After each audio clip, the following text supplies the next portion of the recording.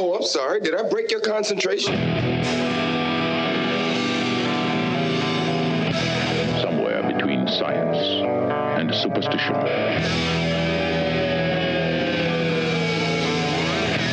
We have such sights to show you.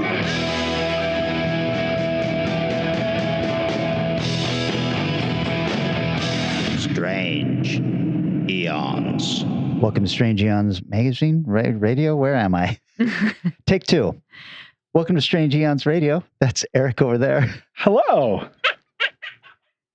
That's Vanessa over there. Did you just introduce us as a magazine? That makes me Kelly. Oh my God, Kelly. Look, I've had very little sleep and I've had the magazine on my mind. Okay? I guess so. What about us? What about us being on your mind? We're here. We showed up. When does the magazine show up for you like this? All right, let's not live in the past, Vanessa. You know what? Speaking of living in the past, Vanessa, before you joined the podcast, what I like to call the good old days. Oh my God. Eric and I would sometimes have a little game we'd play before. Oh, cool. Oh. Nice. And I don't have that game. I have a different game. Okay. This game I'm calling Guess Worth. And I have a couple of celebrities, horror celebrities, and their net worths in front of me. Oh my Oh, God. jeez. And I'd like you guys to kind of give me what you think of them. I'll tell you what the range is. Yeah, please. Because Stephen King, his net worth is $500 million. Well, that makes sense. And Kane Hodder, Yeah. his net worth is $1.5 million. So all Is of it these like- fall somewhere between 1.5 and 500 million.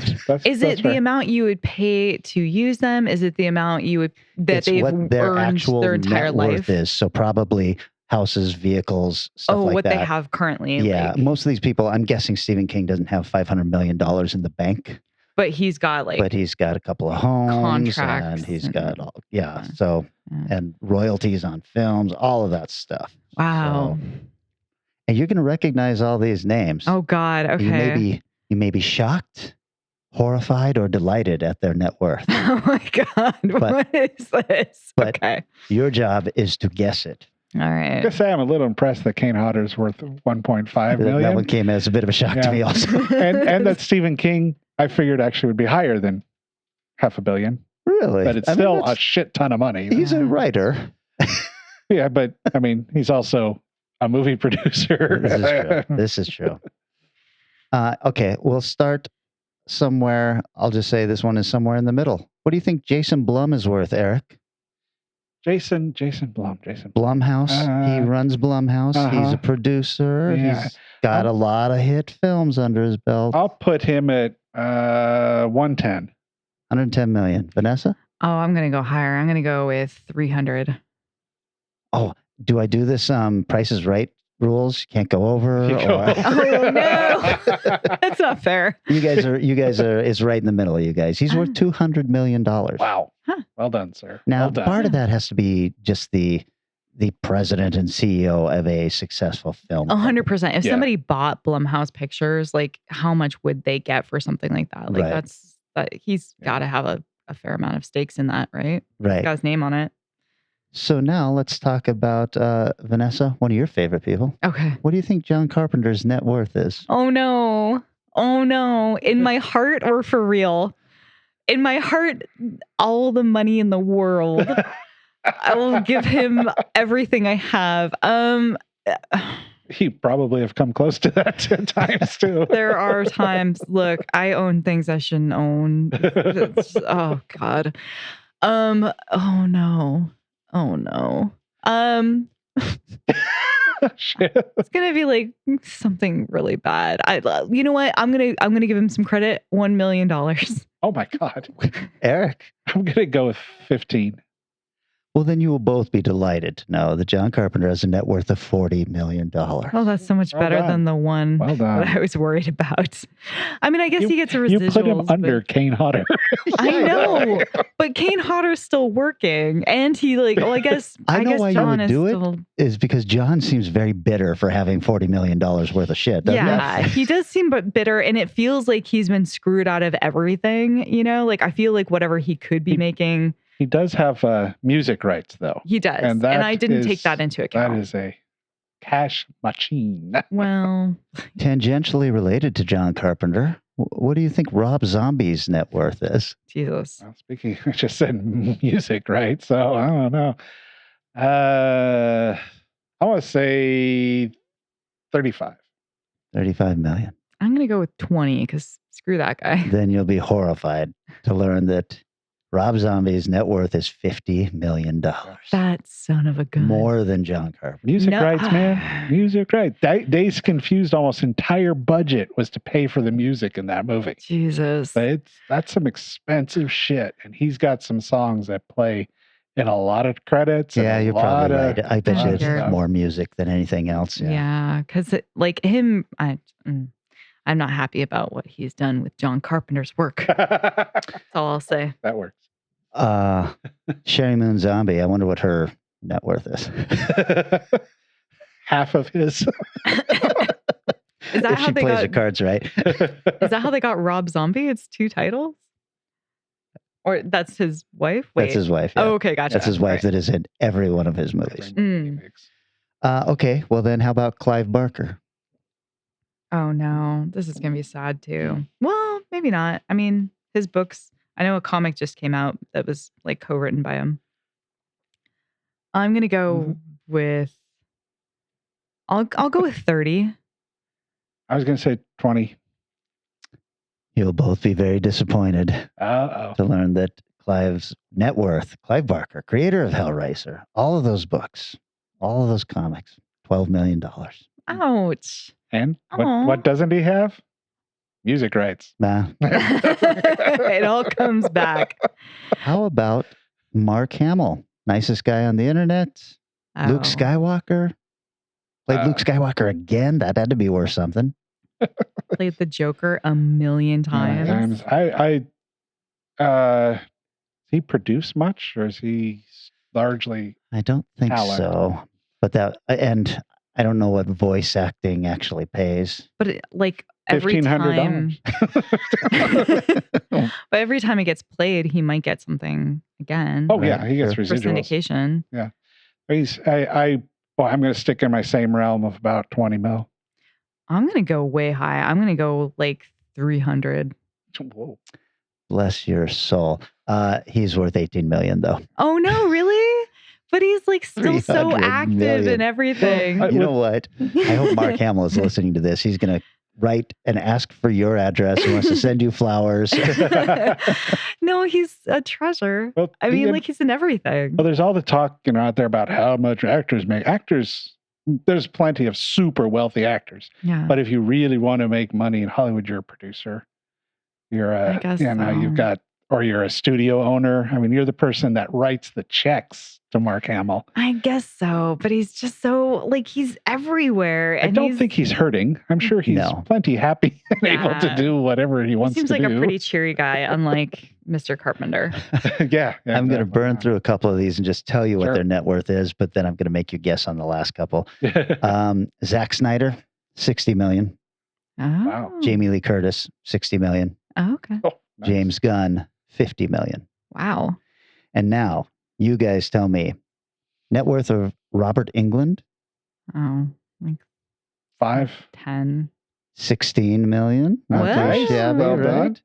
Net worth of Linda Blair, Oh, like 2. I might go with 10 again. 6 million. Okay. And the net worth of Nicolas Cage, Oh no, 0. Doesn't he owe everybody all his money? Because They repoed his gravestone. Are you kidding? I'm sure he has a little bit more now, but I'm gonna stick with 0. I feel good about that. because Nick Cage is crazy, I'll go bro on this one and say 69 million. Oh my Because god. I have no fucking clue. A respectable 25 million. Okay, Oh, I'm that's- glad he's wow. worth That's pretty good. something. Keep in mind, he's got homes and everything. This whole net worth thing is them Yeah. tallying up your homes, your vehicles, and he is a collector. Yes, So- he is a collector. It's just I went to Louisiana where we basically had a tour of things he lost. Like, Nick Cage used to own this building. Not anymore. Right. Here's the gravestone he bought. he doesn't have it anymore. Like it was just constantly that. So in my head, I know he has since rebounded. It just stuck with me. Well, I've tallied up all the points and I got them all right. So you both owe me $25 each. I don't I'll have pay you cash. Tuesday. Do you accept check? Expired check? You guys, I got a chance to watch No Time to Die finally. Oh my God. I've been Okay. wanting to see that. And not sure if I'm actually going to manage to see it in theater. How was it? Well, I liked it. Yeah. I liked parts of it a lot. Yeah, there's some neat James Bond stuff in there. Yeah. The ending was not what I expected. No, not at all. But I will say this, Eric, and I'll you tell me Hmm. because you've seen it. Yes. And Vanessa, you tell me because you're going to know what I'm talking about. Okay. I am not a huge James Bond fan. Mhm. I like some James Bond movies. Sure. I almost feel like the imitators, the movies that have taken their cues from James Bond movies, your Bourne Identities, your Mission Impossibles, I think those are better movies than the Bond movies now. And what are your thoughts on With it? the I mean, they're exception- clearly imitating that. Oh, yeah. With the exception of Casino Royale, which I thought was an incredibly well done Bond film. Sure. I think Bond. I actually haven't seen the Timothy Dalton movies for some reason. Those ones are there's good. only two I haven't seen. Pierce Brosnan brought it to, and Roger Moore both kind of had parody level stuff. Well, you're saying that, but well, I mean, not I don't know. intentionally. Like GoldenEye Yeah, wasn't GoldenEye was parody. pretty great. Goldeneye's pretty good, Yeah, that's really good. So, but there's some good. They're hit or miss. I think if you sit down and watched all the Bond films, they're definitely hit or miss. And if you sat down and watch all the Mission Impossibles, there's a lot more hits than misses. If you Right. like that kind of film Right. and don't just hate Tom Cruise, so you can't like anything he's Right. in. keep in mind, there's also 30 Bond films and 4 Yeah. Mission Impossible. No, there's Yeah. 6. I think there's 6 6? Mission Okay. Impossibles, and really only one of them's really bad. Right. But Bourne Identities, all 3 are pretty good. Yeah. Well, I would throw in my 2 cents as Yeah. somebody who just because of living in the UK, I have not seen all the Bond movies, so everything I've got is just kind of knowledge of its heritage. Mm. And it's kind of like the Rolls Royce of heist movies. They need to spend all of the money. They need to have it with the best cars, with the best clothes, with the best watches, and they have to hit really specific things along the way. There has to be a hot new chick that he sleeps with, then turns against him or ends up, helping him, whatever it is. There's certain notes that always has to happen, and I think that limits it. And then having to push them out as regularly as they do also drops the quality pretty significantly. Like every new Bond is like, we're going to give this diamond level quality. And then the follow-ups are like, well, people are going to see it anyway until we get the new Bond again.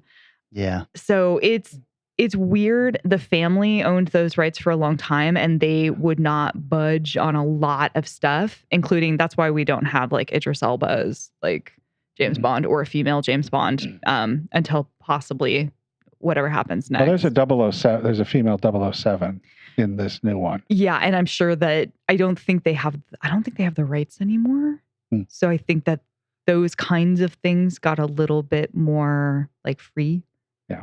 But I will say I loved the female 007. Yeah, Thought she was she's great. really well written. Well played. There is a new hot chick in this movie that's in it for 6 minutes, and she was the high point of the film as far as Such a great fight scene. And it was Holy just shit. a great scene for her. And I was like, I hope that everybody sees this and she becomes a huge star. yeah. It felt like a lot of catch up on the last 10 years. Yeah. But also having Blofeld as the villain, or not the villain, but him being tied into it again, all the way back from Thunderball. I don't quite understand how the movies fit in with each other. I thought this isn't starting with oh my God, what's his name? The actor who's currently James Bond. Daniel Craig. Starting with Daniel Craig with the first one, isn't it kind of a reboot of all of it? Well, except that makes no sense because they bring Blofeld in. Yeah. No, and Sky, whatever it's called, Skyfall. the villain group. Oh, Spectre. Spectre I thought Spectre was from It was, older. but I think a lot assumed of them that are they were just nods. kind of saying, you know, Okay. oh, this is a bad organization by bringing something in and referencing like Thunderball. Now is I'm weird. like, wait a second, are we supposed to believe that that was also this James Bond? Or I don't. So I don't know how the He's got films a all murky fit past. together. I get that the last four, you know, are their own timeline, and I assume for each Bond, he is a continuation and all that. But this is definitely a series that needs a hard reboot and just start at the beginning again, and you know, Yeah. start building up from there. Yeah. But otherwise, I thought it was pretty good. Certainly better. What was Spectre the last one, or was that Skyfall? I believe Spectre. It was Spectre. It was not Skyfall. Okay, so Because there was Skyfall, which because I liked liked. and then- Skyfall, and yeah. I did not like Spectre. Right. I liked Agreed. this one quite a bit more than Yeah. Spectre. It is definitely one of those that would benefit from a female Bond specifically. I mean, Idris Elba would be awesome just because he is I awesome. know. But I think because he's of the, aged out. if you watch the early Bonds, the deeply ingrained sexism It's crazy. in that series, I think it would benefit greatly from a female Bond to Oh, sure. adjust that out of it. And like you said, just reboot it and something real different. And the imitators can make the exact same movie without any of that baggage. Yeah, so, exactly. Yeah. Yeah. And speaking of which, there's some imitated style, all female pandering ass movie that's coming out pretty soon that's trying to ride that wave. Wait a second, you know I'm gonna love it. You might. I mean, I maybe it'll be a good movie, but it's a bunch of female spies from around the world that get together to do some saw big the trailer thing. for that. And it looks to me like every time I see something that's, all right, ladies, let's do it. I'm like, I want to die inside. This is not how you make female empowering content. The female 007 is probably a good example of what you're talking about because she was awesome. She was awesome. Yeah. Yeah. And just to make a quick nod before we move on, in Eternals, the lead in that is a female actress who's incredible. And it was going so well. It was going so well. But that's what I mean when it just feels seamless and part of the plot and part of that character's natural arc, not just wedged in for fun zingers and, oh, hey, now Gwyneth Paltrow matters in this series for some reason.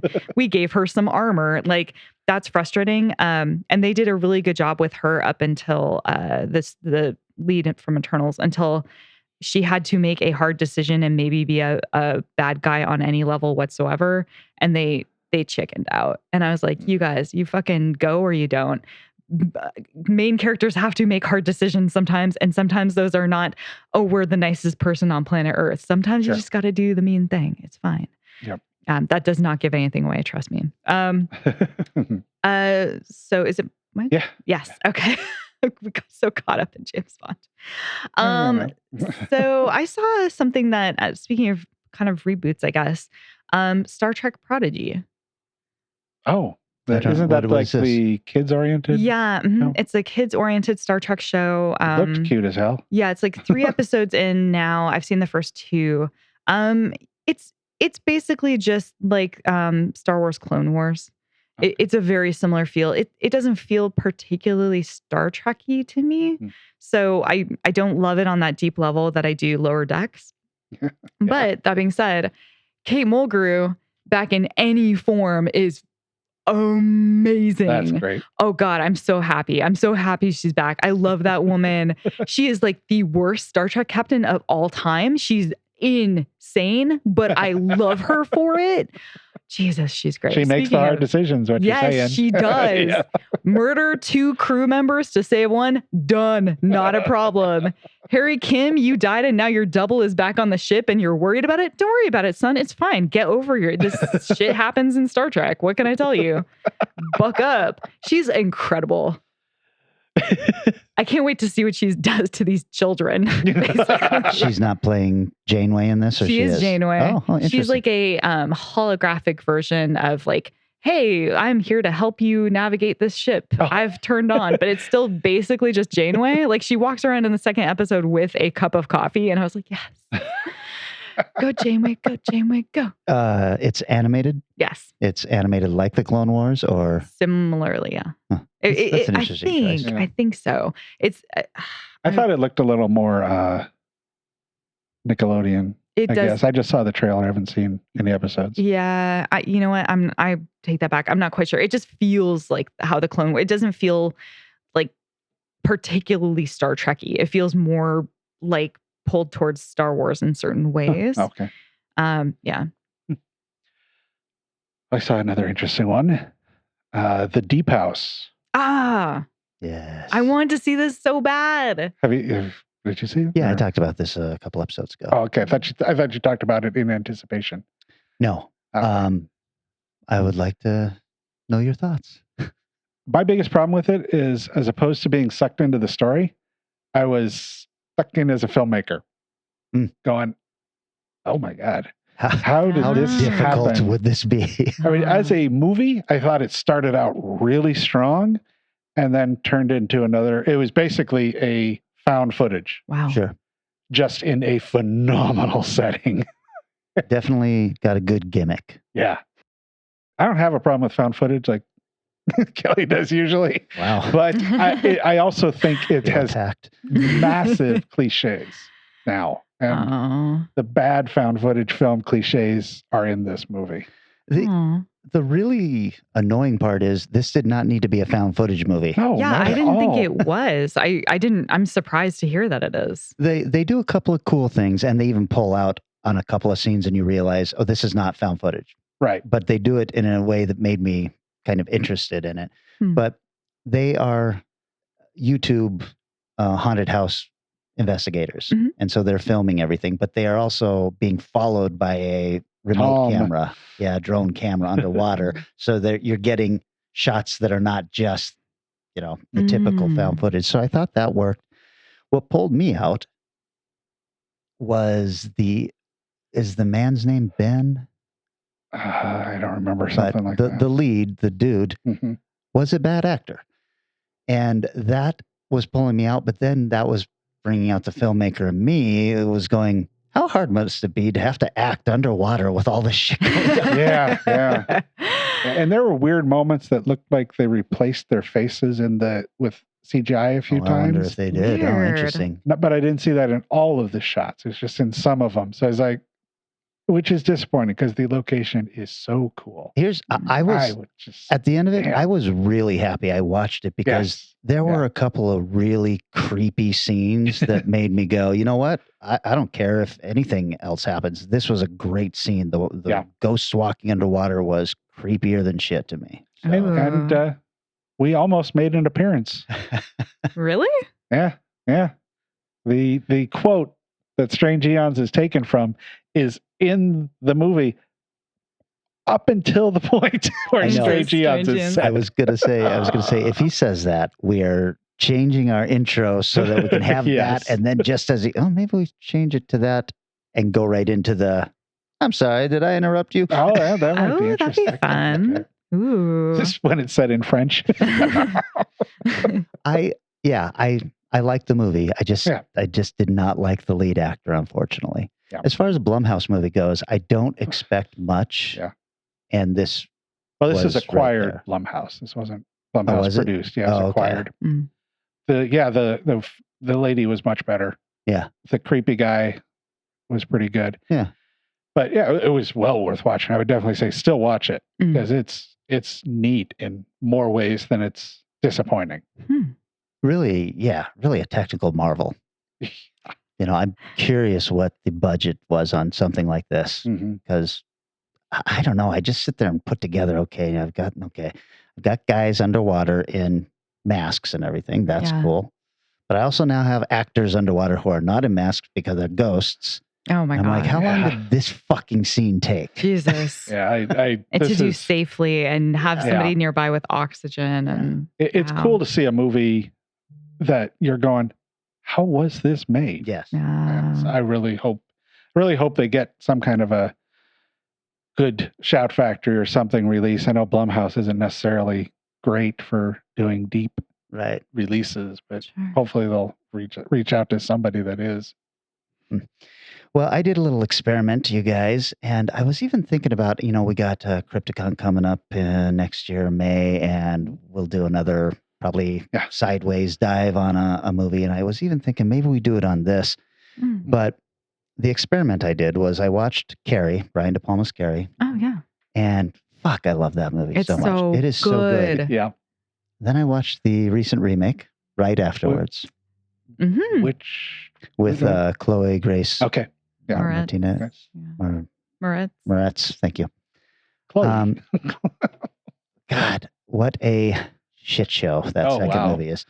I remember hating it in the theater, but watching it immediately after watching the original was just like, fuck, they got everything wrong. The casting of Chloe is difficult because in the original Carrie, Sissy Spacek is an ugly woman who then puts on a little makeup and becomes kind of a pretty girl. She's not the ugly girl of the book who was overweight and pimples and all of that stuff. But she comes in as a very plain looking person who pretties herself up, and you kind of buy this whole thing. Yeah. Chloe at the beginning, when she's supposed to not be attractive, is an awfully cute girl. Yeah. It's like, I don't think she'd be getting this much abuse from all the other girls, but who knows? But the real thing that bothered me as Chloe starts to learn to use her powers, we're getting a real Harry Potter version of Carrie where she's gesticulating and holding her hands out and she's doing things with her hands to make things move. Oh, God. All the stuff that was done with only her eyes when Sissy Spacek was the character. Yeah. She and just wide-eyed and making these things happen with her mind instead of kind of orchestrating, leading an orchestra or something like that. It's just weird. And so when she gets the blood finally dumped on her at the end, Carrie in the De Palma version is standing there with her arms next to her side and her hands out. Yeah. And she looks fucking terrifying. Yes. In fact, my Stephen King origin story is my mom had the tie-in novel, the movie tie-in novel, with the cover of Carrie on the front of the blood-drenched Carrie. And that, I was 7, I think, and that cover scared me so much that I would, if I saw it in the room, I would have to find like a piece of clothing or something that I could toss over it so I could pass it. Nice. Because it scared me. Wow. In this new one, she gets covered in blood and then she starts, she's Scarlet Witching the whole time. She's got her hands above her head while she's making things happen. And then she flies across the gymnasium. Oof. And I was like, what the fuck just happened here? Oh, that's awful. It really just completely missed the mark on this. And I thought this would be kind of a neat one to go into a sidequel or a side, how did we put it for our thing? Deep dive. Kind of thing, side dive. Side dive.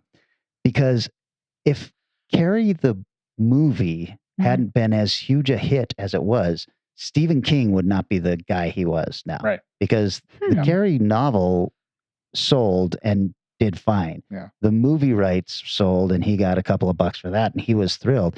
But his next book was not going to be Salem's Lot. His next book was kind of a crime novel. Then the movie comes out and goes gigantic, and that turned the paperback sales of Carrie into this completely different realm. And his agent was just like, "What else you got?" And he's like, "Well, I have a town being overrun by vampires, or I have this crime story." And his agent was like, "You're doing the vampires." Yeah, do that, yes. So I just think that it's such an important moment in King's life to have De Palma make that movie, and then. And it is so weird to me that this movie now has been made 3 times. I don't know if you guys remember the TBS made-for-TV movie that was going to be a backdoor pilot to a series because Carrie lives at the end of that. Written by Brian Fuller, who I fucking love, but he did not get the characters correctly on that one. So I don't know. It was an interesting experiment, and I'm glad I did it. But man, what a disappointment to see that. I watched the trailer for that like 2 days ago, I think. I'm going, ooh, this looks terrible. It's so bad.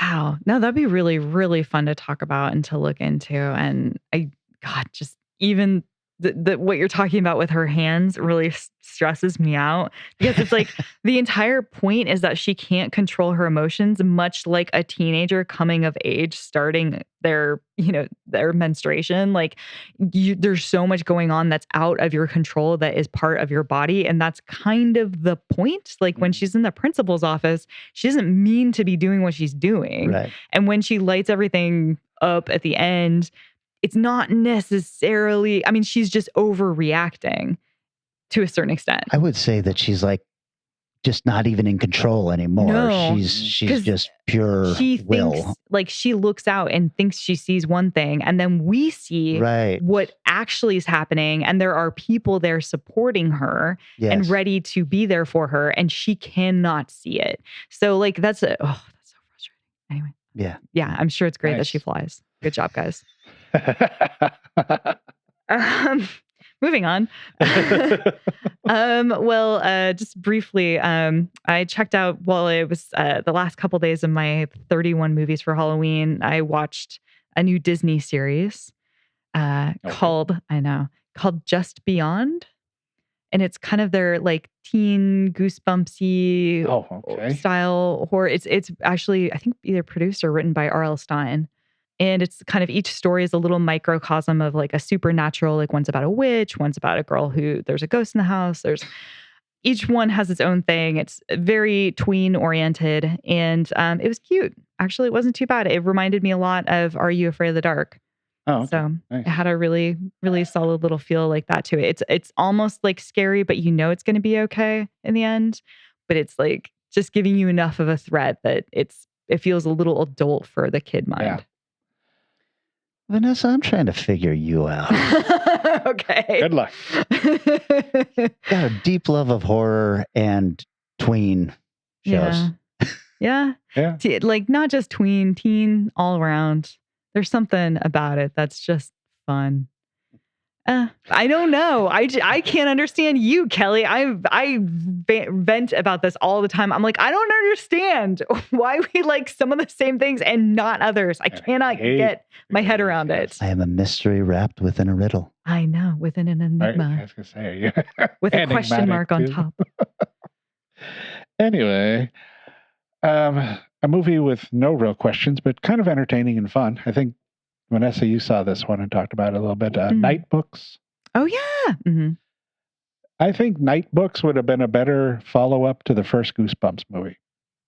Oh, yeah. It's very much a fairy tale. Fun, well-toned, strong performances by the kids. Really, really good.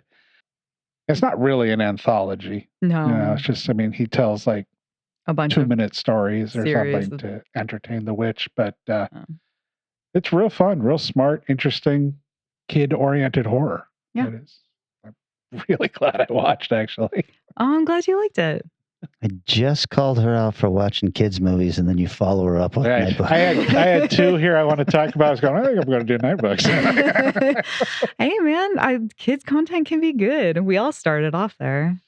I do appreciate that there is this kind of stuff for horror kids out there, because my horror introduction was reading Salem's Lot at the age of 10, and it would have been nice if there had been something a little less scary for me to start out with. Bridge that gap. Agreed. Yeah. Mine was Cujo. Oh my God, Cujo. Then you never touched a dog again. Oh no, I love dogs. My mom was less thrilled with Cujo, because she read it as a mom. Right. There's some adult stuff in there. I seem to remember walking downstairs while my brother was watching Spawn with his friend and staring at that for a good half an hour and being like, I don't know. And I'm not talking about the movie. I'm talking about the animated one from HBO. That was pretty good. That was good. I was very confused as like a 6 or 7-year-old. I'll never forget the story you tell of watching one of the Nightmare on Elm Street through the reflection 3. in your mom's glasses. That is such a great image. Oh my God. Yep. Yes. And I'm so glad I finally got to watch it for this show and like figure out what those pieces were and put it together. That was so nice. But yeah. Watching it reflected backwards is its own interesting thing. Well, how about you guys take a break with me? Yes, I'm ready. And then when we come back, we're talking ninjas.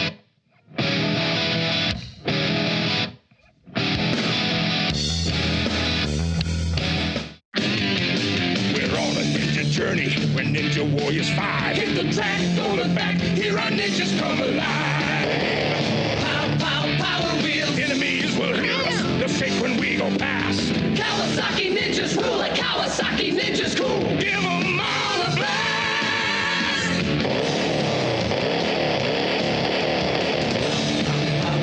Kawasaki Ninja from Power Wheels. Some assembly and adult supervision required. Sound battery sold separately. We have returned. That's my favorite. It's so short and sweet. Vanessa, I know you're very disappointed, but this is the last weekend of Ninja November. You know, to an extent, I am disappointed because there are more ninja films out there that I have not yet seen. Oh, sure. And there are Yeah, some I've yeah. seen and will not get to talk about. So And plenty that you just do not want to see. there are a lot I don't want to see. This is not my forte, but I do love some ninja content. Well, what'd you Nice. choose for this final week? I hope it's a big one. Well, I actually am pretty stoked about the one I chose, which was Batman Ninja. Everyone's been calling me the most powerful man in Japan. The Demon King. Lord Joker. Where am I? But from the look of it, this is ancient Japan. Our master has ordered us to kill him on sight. The Joker. That's right, Bats. We believed you were with us. Lost to booze. They're all trying to take over this country and rewrite history.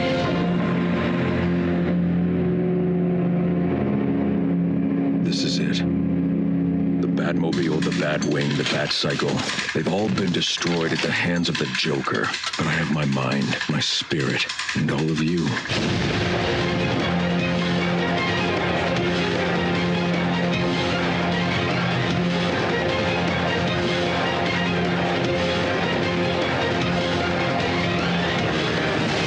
When the country is in chaos, a foreign ninja wearing the mask of a bat will come and restore order to our land. Great shinobi from across the sea of time, Lord Batman.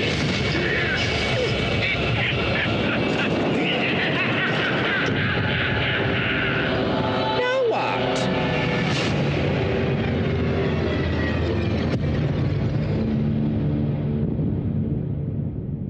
Oh my. I've seen this. You have seen this. Okay. Animated, I'm assuming. It is. Yeah. It is. Did you like or not? Well, you talk about it. It's your All choice. right. All right. So this is a movie that came out in 2018. It is fully animated. It's stylistically animated after anime. So it has a very Japanese textured feel to it. It has a Rotten Tomatoes score of 82% from critics and 61% from audience. That feels about right after reading some of the reviews for it from Amazon consumers. It seems like it's a really intentionally beautiful film that probably pisses a lot of people off by not just being a standard Batman movie. So the box office for this, really, really hard to have any idea. The only quote I found about this is the film earned $680,508 from domestic and DVD sales and $2.9 million from domestic Blu-ray, bringing its total domestic home earnings to 3.6. Don't know anything beyond that. Don't know what it costs. Don't know. Yeah. Anyway, but I think it went straight to. Pretty wild that you got that info. It was in the trivia randomly. It was directed by Junpei Mizusaki. He's only actually directed 3 things, including Sound and Fury, which is a short, this, and a segment of a movie called Zoo. He's produced a couple of things, Star Wars Visions, 1 episode, Daramon the movie, and JoJo's Bizarre Adventure he did a little bit of, and he was an animator on 3 Mega Man games. So really interesting choice to direct.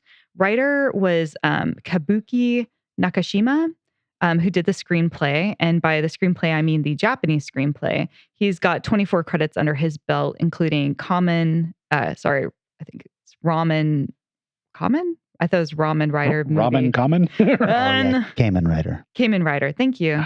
Juken Sentai Gekaranger and Fudagashira and Kill la Kill. Anyway, Leo Chu and Eric Garcia worked on the English screenplays. They both have very similar stuff under their belt. Leo's written 7 things. Eric's done 10. They both worked on Alexa and Katie, Prince of Peoria, Super Ninja, and Afro Samurai. So kind of come from the same cloth. The actors. Now, this is a really interesting film because there is the Japanese version and there's the English version. So I'm just going to hit a couple of the main ones for the Japanese version, just so we kind of have a sense. I will not really know their projects except for the guy who does the Japanese Batman voice, Koichi Yamadera, 376 credits. Oh. By the way, recently talked about him because he played Juby in Ninja Scroll, which I talked about a couple weeks ago, as well as Spike in Cowboy Bebop and was in Ghost in the Shell. For the English version, we had Roger Craig Smith as Batman. He has 306 credits, including Captain America and lots of the different Avengers animated things, and 87 episodes of Sonic Boom as Sonic. He's also been Batman for the Arkham Origins video game, and he was Batman in Superman Red Sun and the Batman Unlimited trilogy. The Joker, the Japanese Joker, was Wataru Takagi, who's been in 318 things, including Pokemon as Yumio and JoJo's Bizarre Adventure. I'm only naming things I've ever heard of. For the American, the Joker, Tony Hale, 157 things. Kidding me? Tony Hale does Tony the voice? Hale Wow. does the Joker's voice.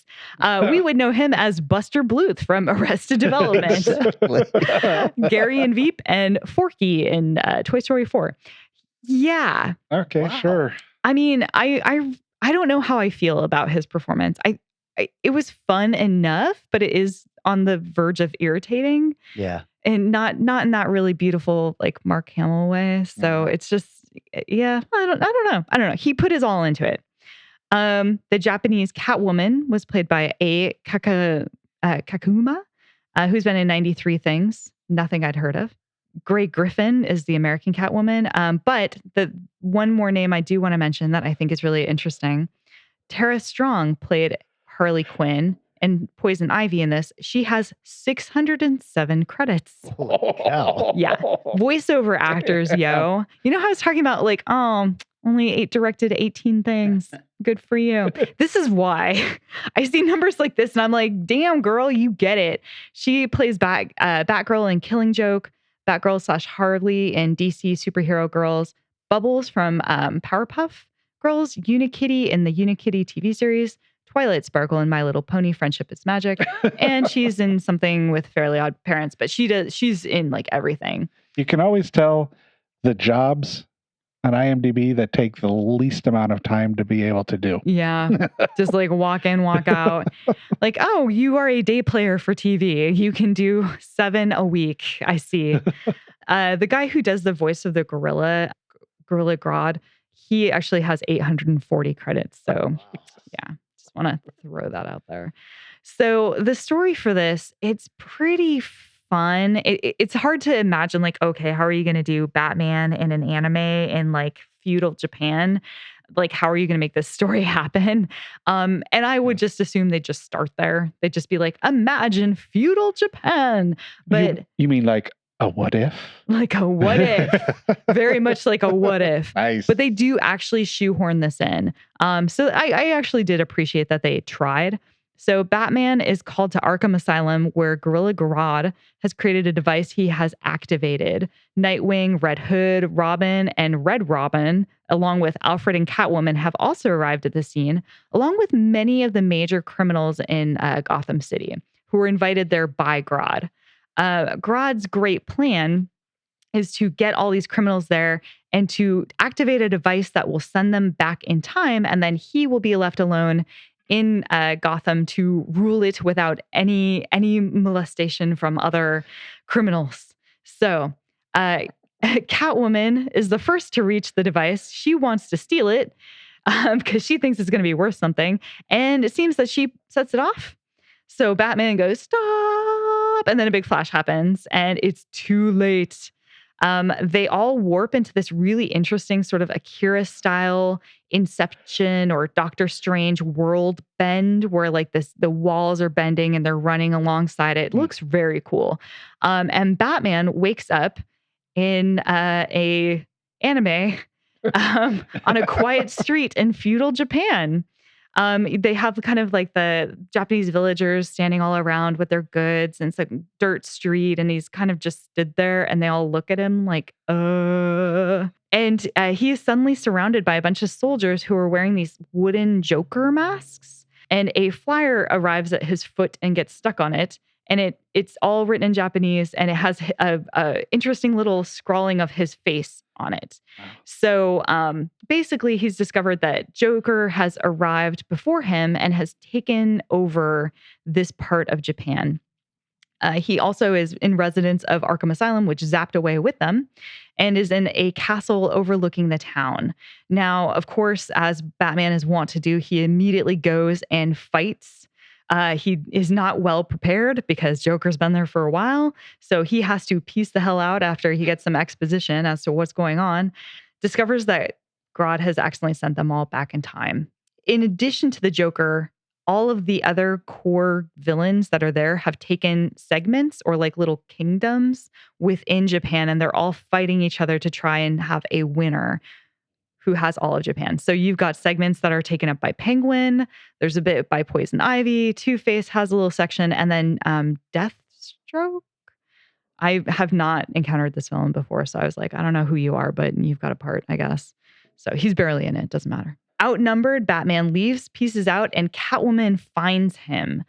She shows up with like a little cat puppet. It's really cute. And she's like wearing all this like Japanese woman gear, like a little dress and a aprony thing. And she's got the little puppet and she goes meow from like under a bridge. And he's like, okay, I guess what? I guess you're here too. And not only is she here, but she takes him back to her safe house, which is where Alfred is there with the Batmobile. He has taken up some, they have arrived 2 years before Batman has gotten there because whoever was closest to the thing going off got there first. And then there's this huge time displacement. So Alfred has gone native and is really into Japanese cooking. So pretty fun. So empowered Batman tries once again to fight Joker. But of course, this is only the beginning. He does in fact fail because Joker has made a mecha arm come out of, like a giant arm come out of Arkham Asylum. I don't know why or how, but he crushes the Batmobile and then the Bat smaller, what are the Bat plane, and then it becomes the Bat motorcycle, and then it's like just a Bat mecha suit, and then Batman has nothing. So naked Bat.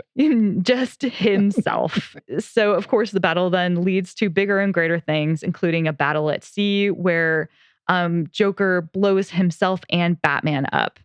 Now, Batman wakes up to discover he has lost literally everything. He has nothing left. So he decides to learn the way of the ninja, along with a troop of Robins who are there alongside him in fun feudal Japan warrior gear. And they are training under an ancient bat-worshipping clan who predict that one day a Batman will come and save them from a war-torn Japan. Batman teams up with good guys. He teams up with bad guys. He does his best to take down Grodd and make his way back home. Alliances come and go. Anime styles come and go. There are nods to both Japanese and DC tropes. And Batman is forced to learn how to outthink his enemies without his normal toys and tricks. So this film, it's so pretty. Like they cared. They cared a lot. The art is just gorgeous all the way through. I think it's a pretty fun concept.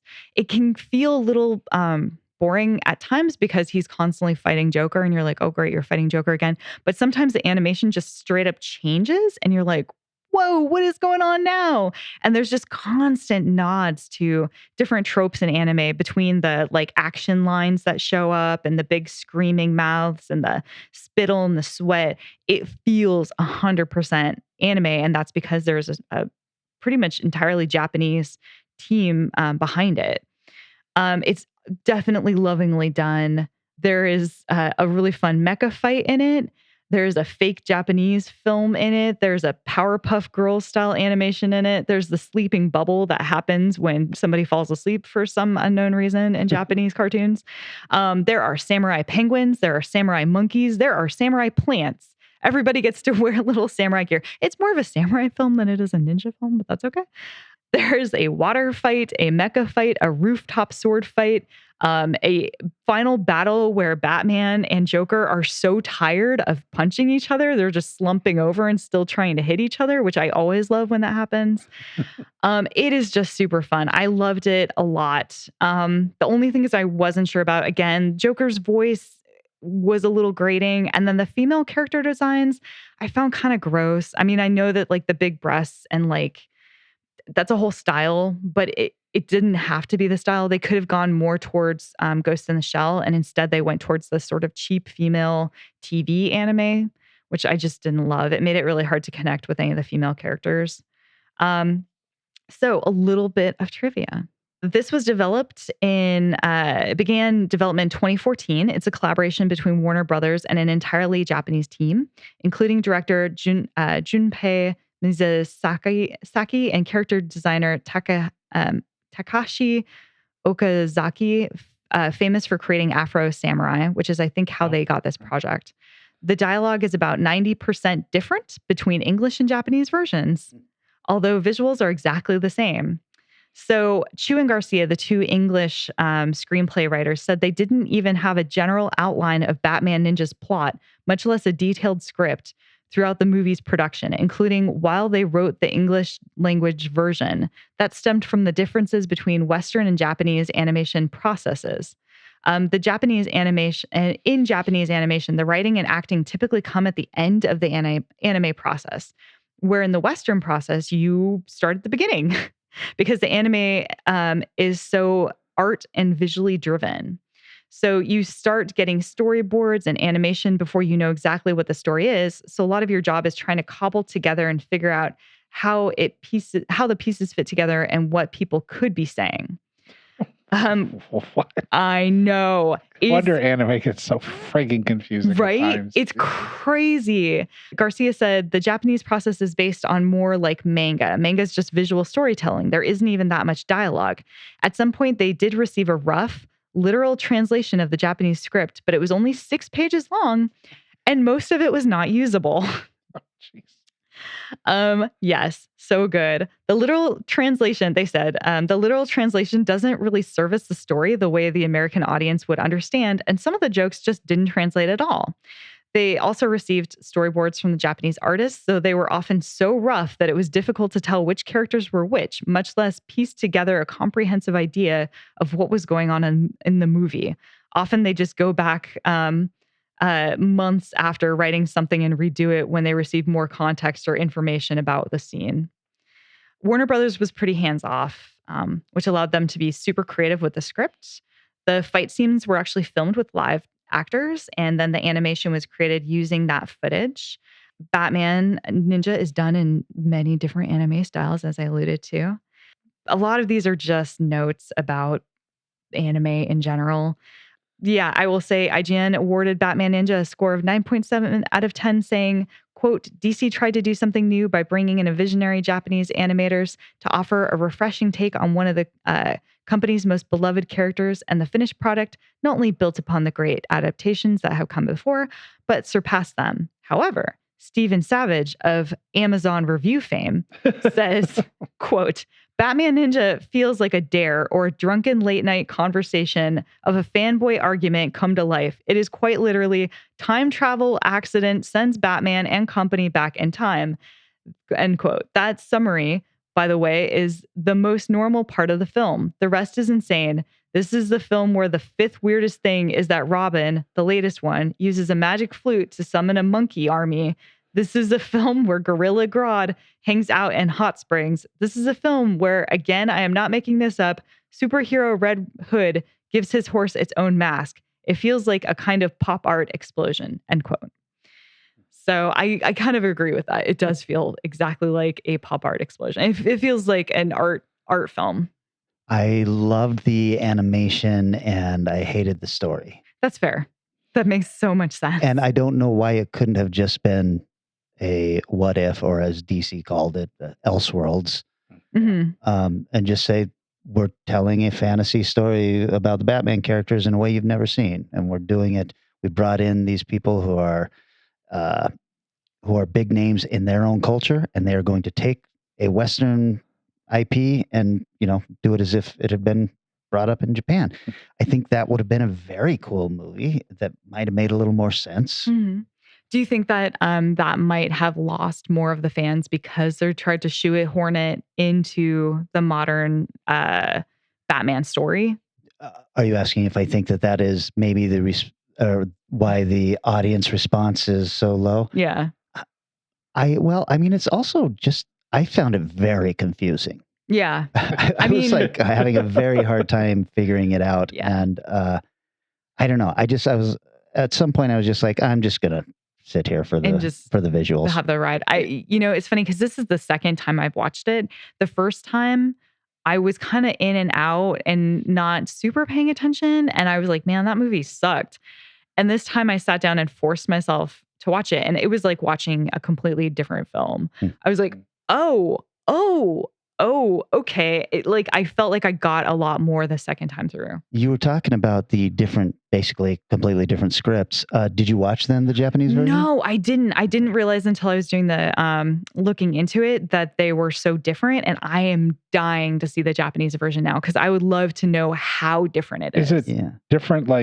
Is it a whole new story? It's a whole new story, pretty much. Oh, wow. Yeah, it's like a 90% different story. Holy shit. Yeah. That's wild. So I would love to know kind of what that version looks like. And especially with such talented Japanese voiceover artists, how that would come across too. Yeah. I mean, the one thing I really appreciate is that DC's animation, that arm of the company, seems to be like given carte blanche. Just do what you guys are doing, and they take risks that the DC films don't take. Yeah. And, I really appreciate that. There was that other animated Batman movie that came out last year, maybe, where it was kind of him with a Bruce Lee kind of guy. Oh, yeah. I don't know. I want to call it Year of the Dragon or something. Minimalist Batman? Yeah, it was basically a Bruce Wayne movie.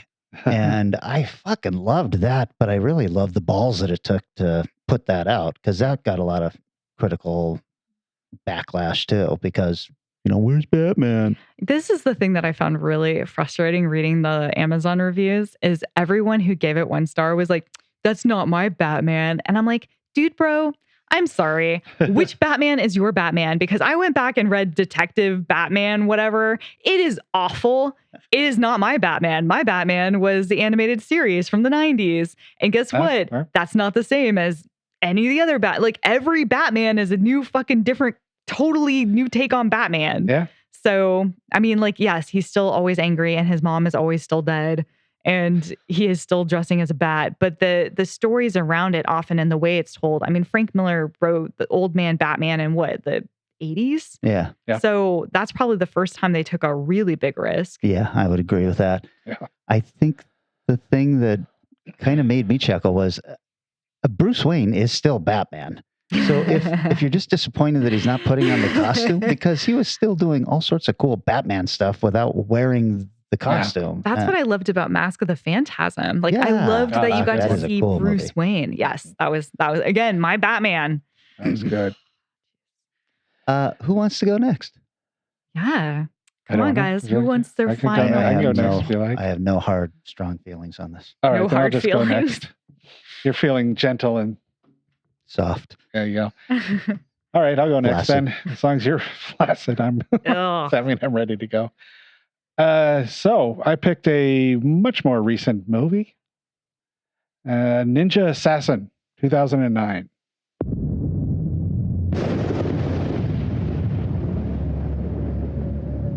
Abandoned by your parents, without a home,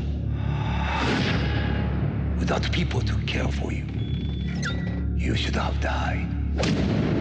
But instead, you fought. Your entire life has brought you to this moment. Do not fail yourself. Do not fail your family. Now the time has come for you to prove.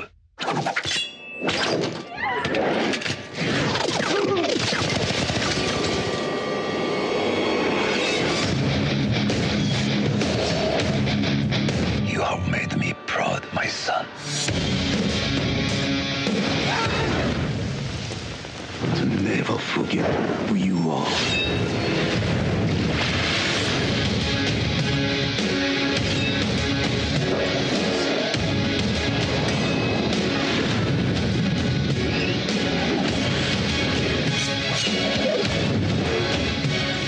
You know about them?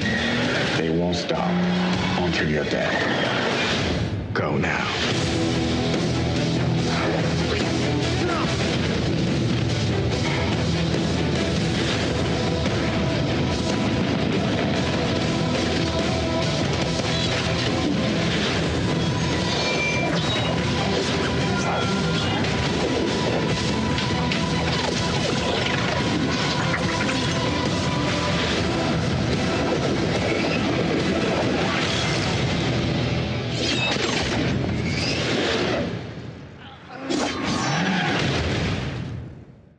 The Rotten Tomato on this one is relatively accurate, I think. Critics have it at 26, and the crowd has it at 54. Budget of 10 million or 40 million, depending on where you look. Oh, God. That's a difference. And a worldwide box office of 61 million. So whatever it did, it made some money. Let's hope that budget was 10 million. I sure hope so. If it was a much more impressive accomplishment. Directed by James McTeague, is I say his name. V for Vendetta, The Raven, Survivor, Sense8. And the writer, one writer, Matthew Sand, wrote Deepwater Horizon. And J. Michael Straczynski wrote 111 episodes of Babylon 5. Beautiful. Murder, She Wrote, 7 episodes of that. 12 episodes of the Twilight Zone 80s reboot. So there's some good ones there. And Sense8. Let's see. Stars, character named Rain, full name. You'll not know him from the Korean version of Full House. Yes. Many Korean shows. He's in Speed Racer. Wachowski, Speed Racer. Rick Yoon from Die Another Day, Olympus and Fallen, The Fast and the Furious, The Man with the Iron Fists, all kinds of good stuff. Naomi Harris from 28 Days Later, Skyfall, Spectre, Moonlight, and Rampage. So, diverse actor there. This was, I wrote down this because it popped up on Netflix. Rated R for strong, bloody, stylized violence throughout. Boy, they got that one right. Yes, stylized is definitely a key word there. So, if you have seen 5 ninja movies, you've seen a version of this story at least 3, maybe 4 times. This is the unique story of a ninja getting trained at a ninja school, having problems with the teacher at times, having a quote-unquote brother who is like the guy he grew up with that then becomes his antagonist, and so the storyline is base. Starts off with a very whiny guy getting a tattoo, a classic style tattoo with the smacking the little bamboo or whatever it is. Seems like a bad move for a super tough guy to sit there and whine and complain and yell at the tattoo artist for making him hurt. But that doesn't last long because suddenly the lights go out. What happens next? Ninja happens next. Whoa! In the night. This guy can throw the fuck out of a shuriken. Those ninja stars rip through people like bullets, and it's like 8 or 9 of them at a time. I'm like, oh, how many ninjas are there? Oh, yeah, 1. Oh. So, it's fun to watch the Japanese version of Dude Bros get the shit blown up out of them with swords and just all the basic stuff. Blood flying everywhere. So, okay, yeah, this looks cool.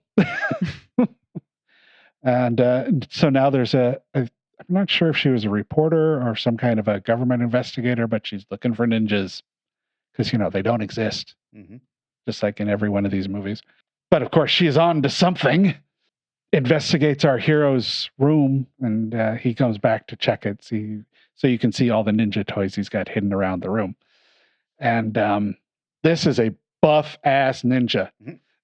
This dude looks like he's out of a Marvel movie or something. Apparently, in this ninja movie, ninjas can heal themselves. His teacher cuts his hand and then does some shit, sparkles or whatever, and then it's all better. Sometimes ninja movies kind of feel like vampire movies. Like whoever writes it just makes up some shit for it. The ninja training is brutal. The kid gets crap kicked out of him quite a bit.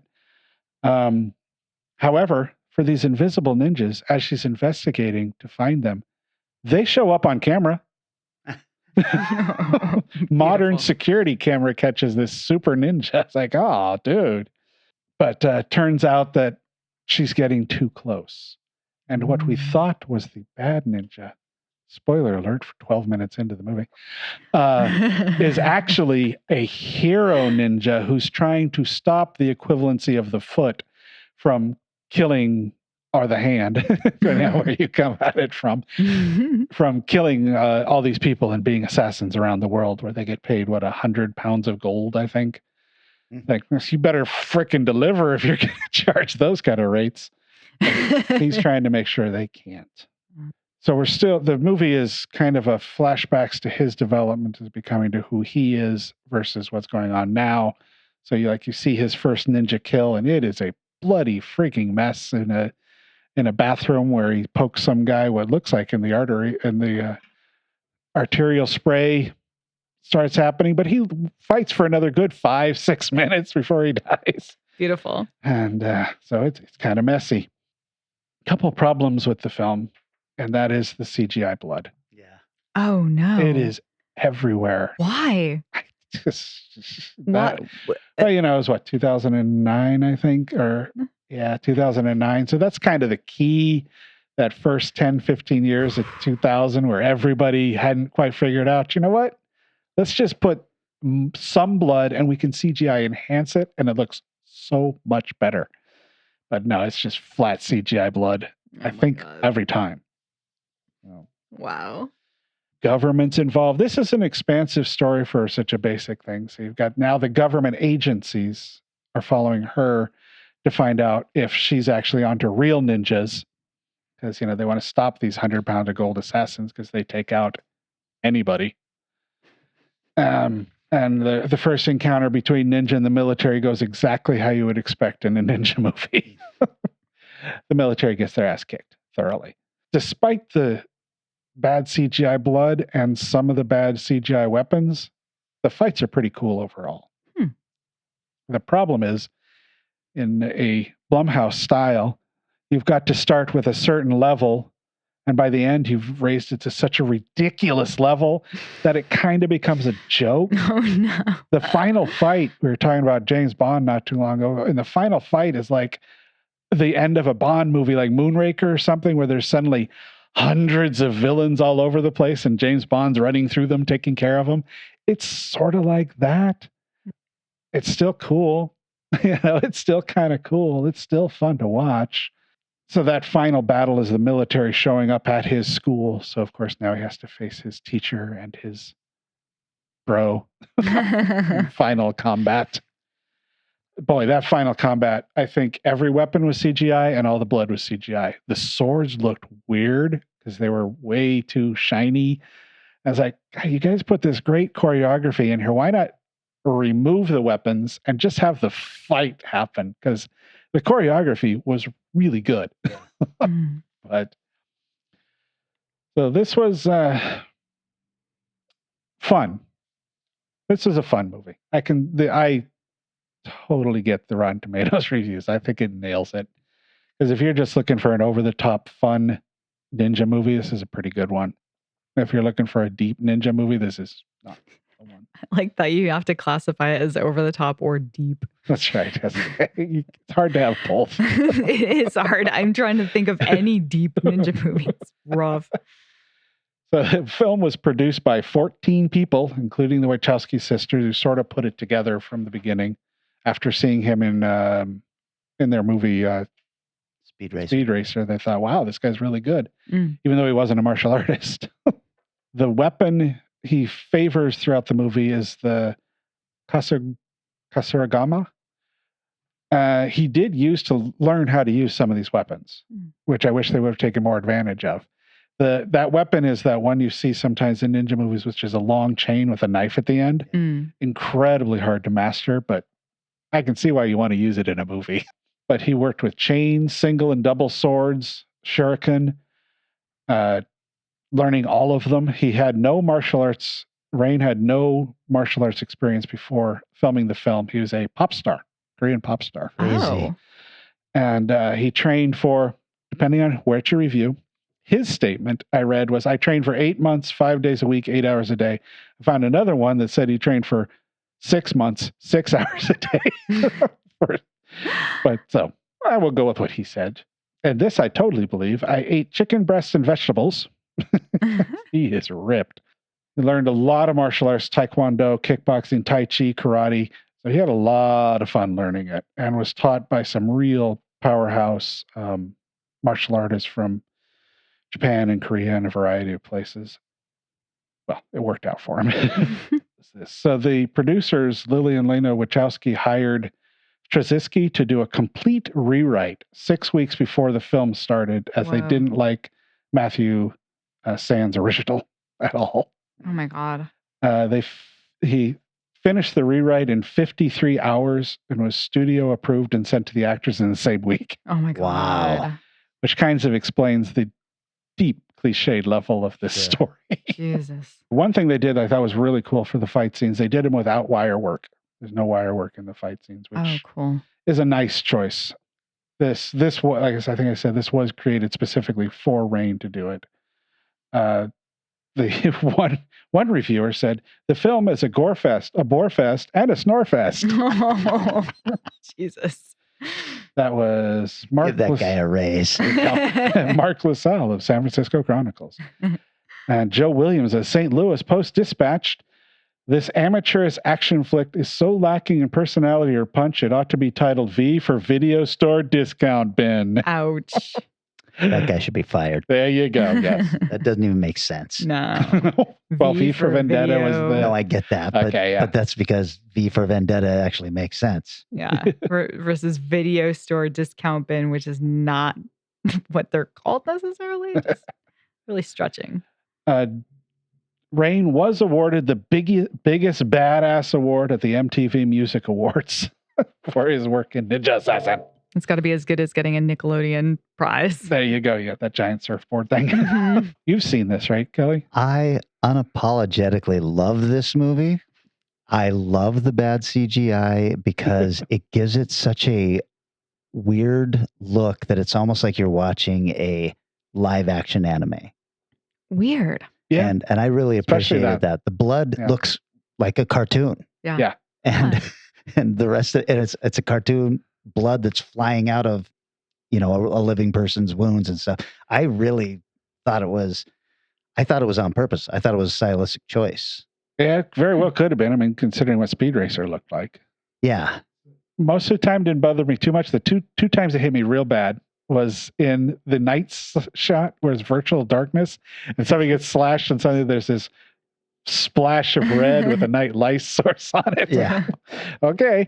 And then that final battle, which was really cool, except then the sword popped up and I was like, God, that looks weird. Yeah. I mean, but I can see what you're saying. I think that's a great way to watch it. So over the top. I just remember sitting down to watch this. So, I probably showed up on Netflix 5 or 6 years ago. I hadn't heard anything about it. I started watching it. I was like, this is ridiculously gory. What is going on in this movie? So I loved it. Good choice. I'm glad you chose it because if you hadn't, I would have chosen that. As for the end of our final Ninja ones, I am quite pleased with the final watch. That was fun. Well, okay. Eric, I know you've seen this one because we saw it in the theater together way back in 2013. Wow, you guys. G.I. Joe Retaliation.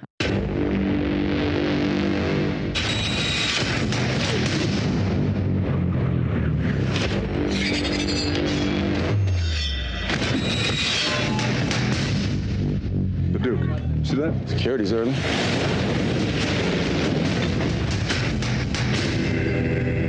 They're all dead.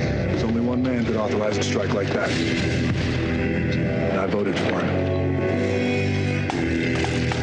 Insane. My fellow world leaders, You're looking at an advanced weapons system capable of destroying each of your countries 14 times over. 15 in the case of North Korea. And all at the push of a button.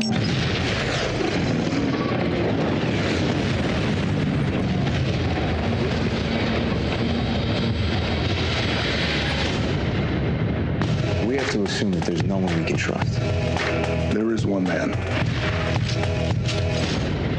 General. Call me Joe. drive it like you stole it. As your good friend, you need a new catchphrase. But I know straight fear everywhere I come. Government Let's get to work. yeah, so I wear my gun. I really want to recognize you, but I'm still too young. This movie give me courage not to fear no one, to feel no pain and hear no tongue. So I hear no screams and I shed no tear.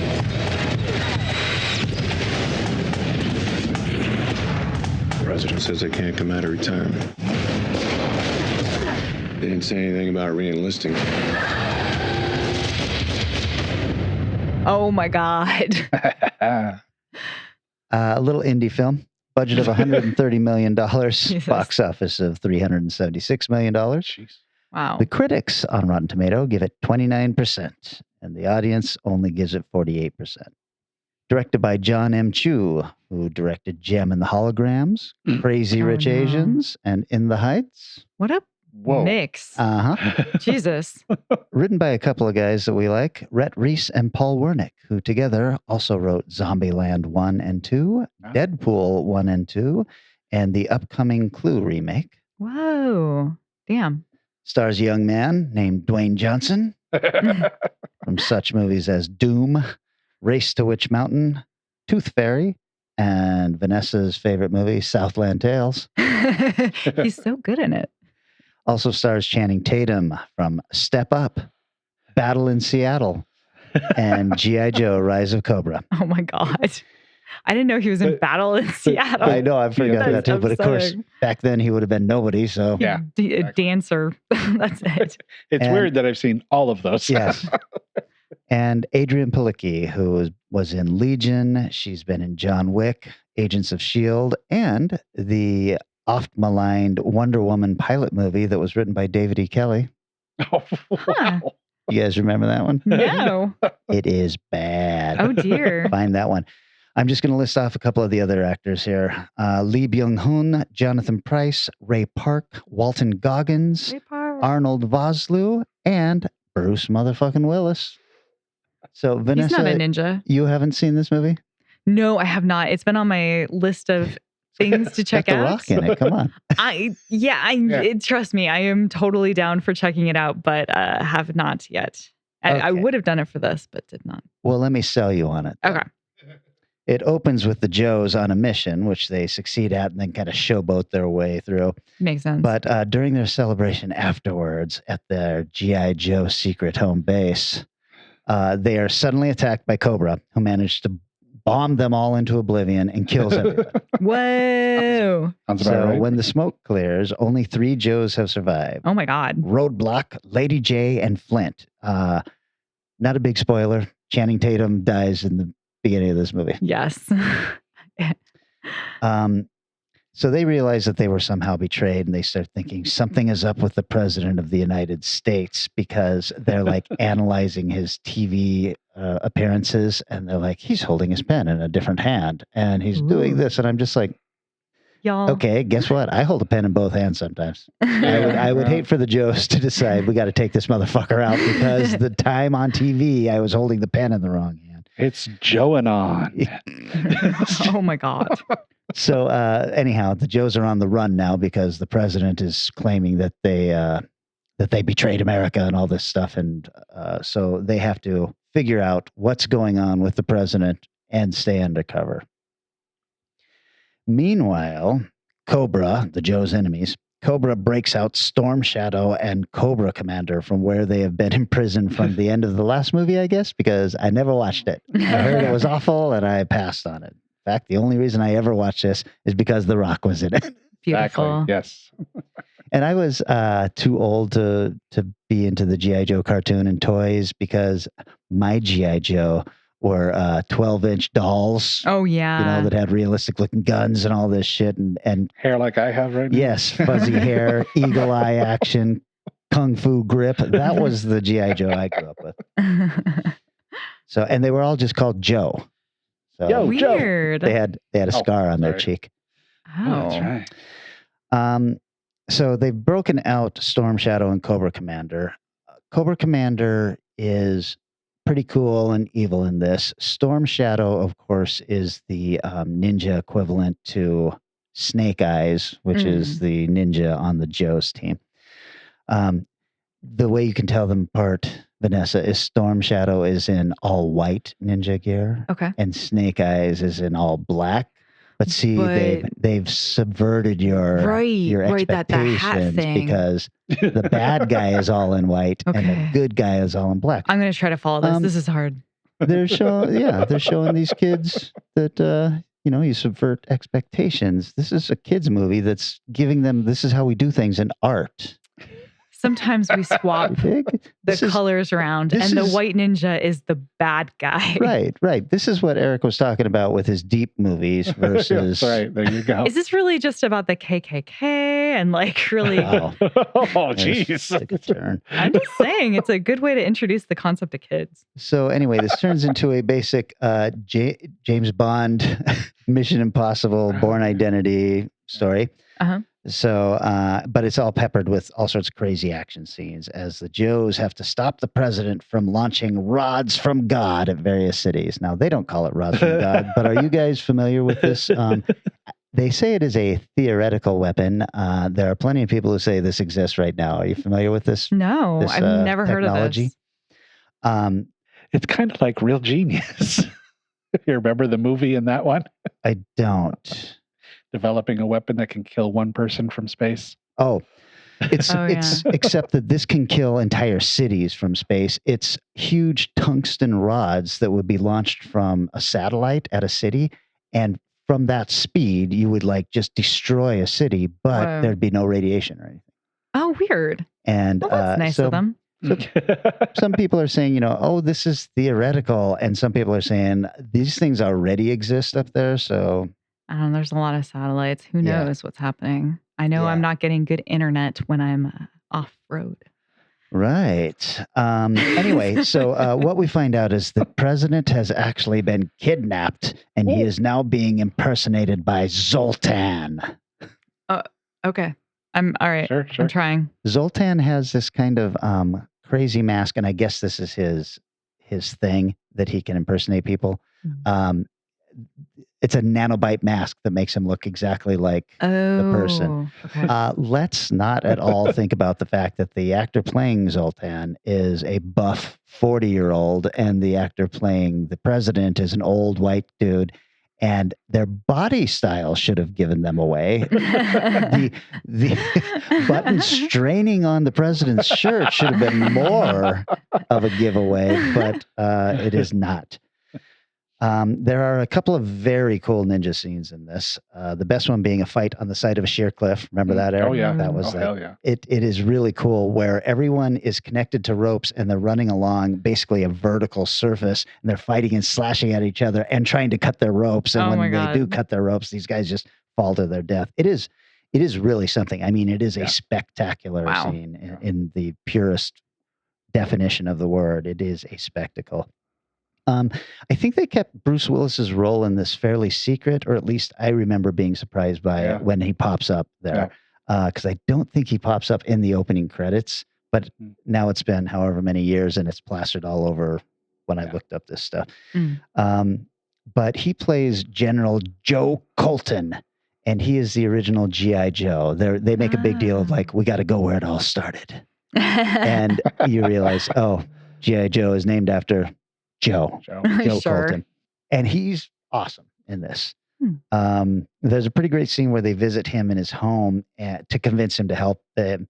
And he just starts wandering through the house and pushing these like buttons, and all these hidden compartments start popping out of closets and the oven and the refrigerator and everything. He's literally got maybe 100 guns stashed all over the house, all over this nice little farmhouse thing that he's got, and probably thousands of rounds of ammunition and various things. It's clever and cute and all that. Paranoid man. I really like this movie, and I still don't think that Hollywood understands the national treasure that is Dwayne Johnson, in that we will go see him in a bad movie like this over and over. I would have to say that most of the movies I love him in are bad, but I still go see him. I go see him in the theater.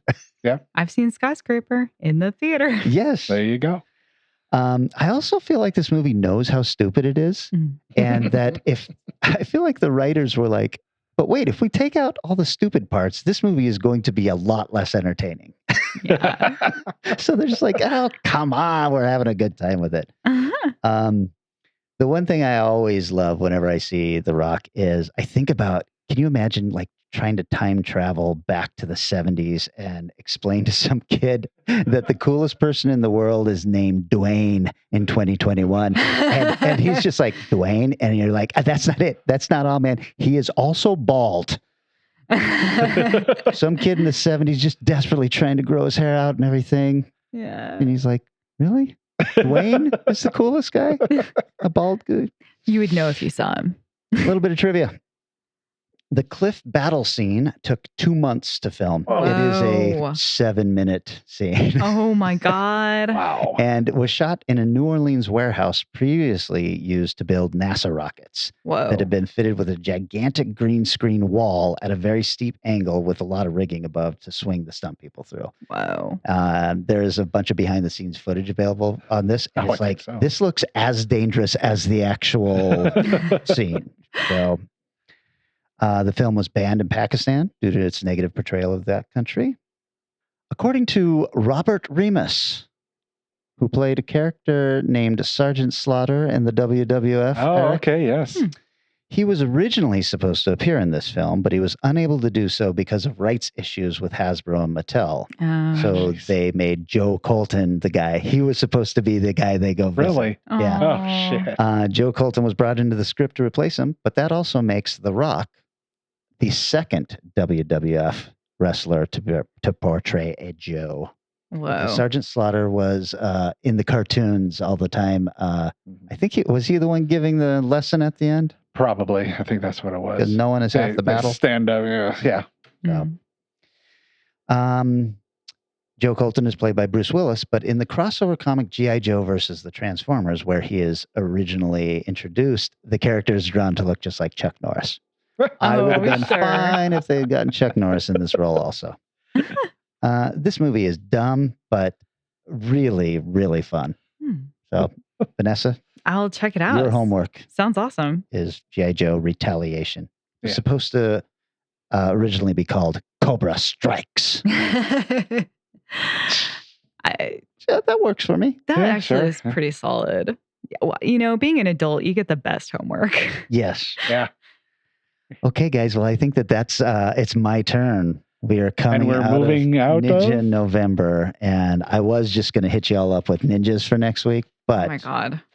as much fun as this has been, it is time to move on. Yes. And my thought is Dinosaur December. I'm not going to say no. No. I like I'm dinosaurs. going to say no to that. I have an idea. Hold on. but Before we say full no, I will go with you Okay. if you watch the dinosaur TV shows No. at least 2 hours worth. No, I For loved one. him as a kid, and I can't do it. I've rewatched a little bit. Nope, never mind. Okay, nope, I'm good. Can't do it. Can't do it. It's fine. Baby. Fucking cannot handle it as an adult. Why? My poor mom had to sit there while I watched it for hours on end every day. That poor woman. Parents are saints. Your mom was Yes, a saint yes. for sure.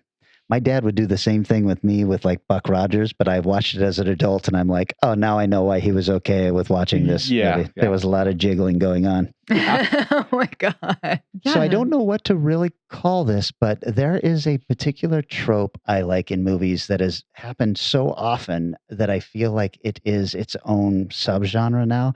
And that is the trope of a group of experts are sent to a mysterious place and then all hell breaks loose. Man, I already did bats. You could do it again. No.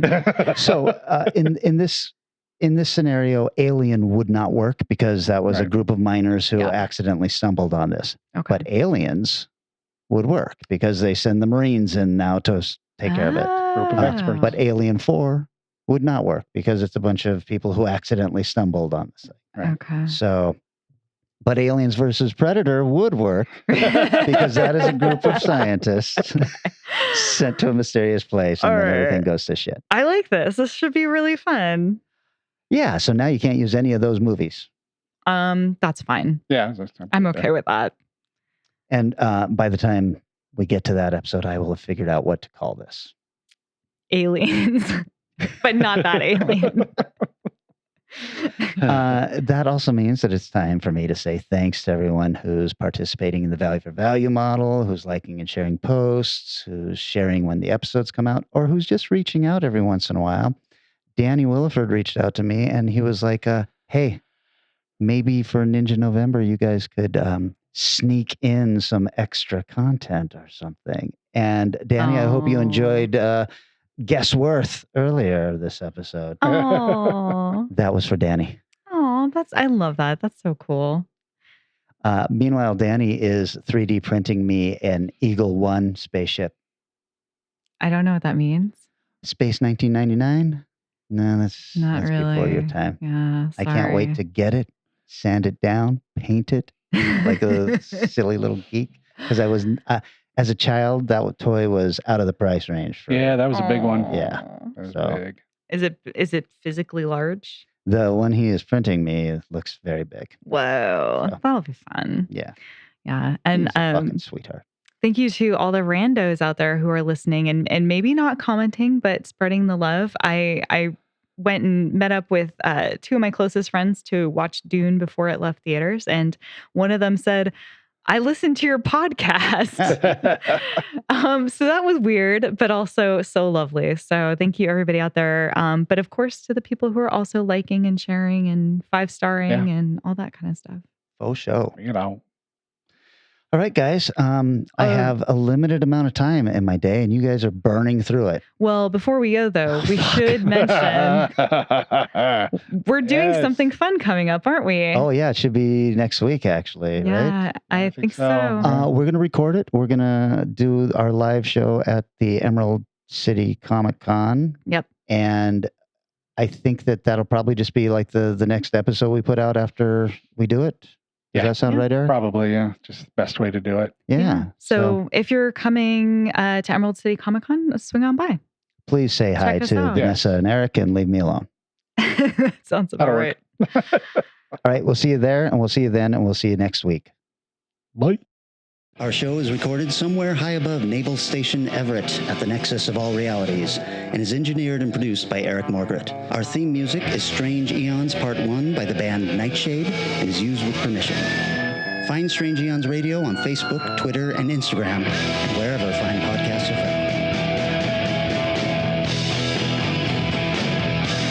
found. Yeah, I'm sure it's great that she flies. Good job, guys.